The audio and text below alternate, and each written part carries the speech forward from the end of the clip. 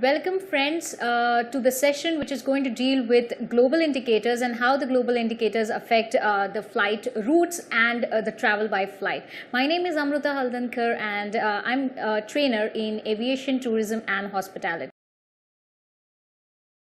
Now let us concentrate on the sixth GI, which is indicated by PN. It is also taking a route across the Pacific, but there is a difference between PA and PN. So we have over here again TC1, TC2 and TC3. If the flight is moving from traffic conference area 3, which is Southwest Pacific, it is crossing over Pacific, coming to TC1, but coming before in North America, and then from North America it is going across to South America, then we say that the GI would be PN.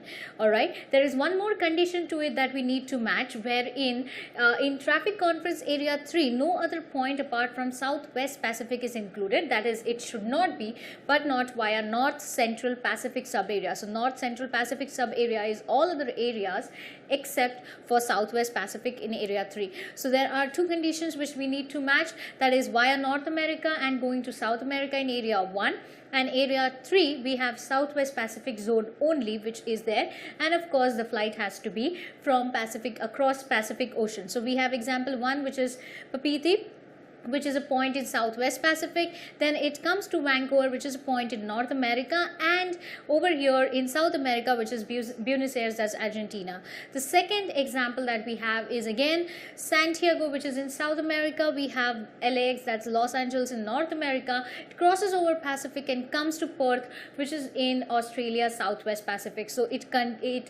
contributes to all the conditions which are qualifying for a PN. So this particular both of these examples would be PN. So that is how PN is there as a global indicator.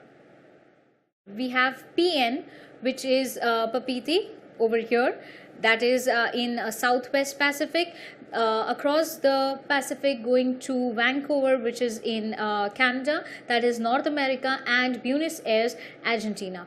So that is area 3. Pacific area 1, wherein North America is a via point and then the end is at South America. Again, next is Santiago, which is in Chile. From there Los Angeles, which is in North America, and from there again to Perth, which is in Australia. I hope this session on global indicators was helpful, and it is going to help you in finding out the global indicators if you know ITA areas and sub areas. You may find my profile on LinkedIn if you have any queries about this session. Thank you so much. Have a great day.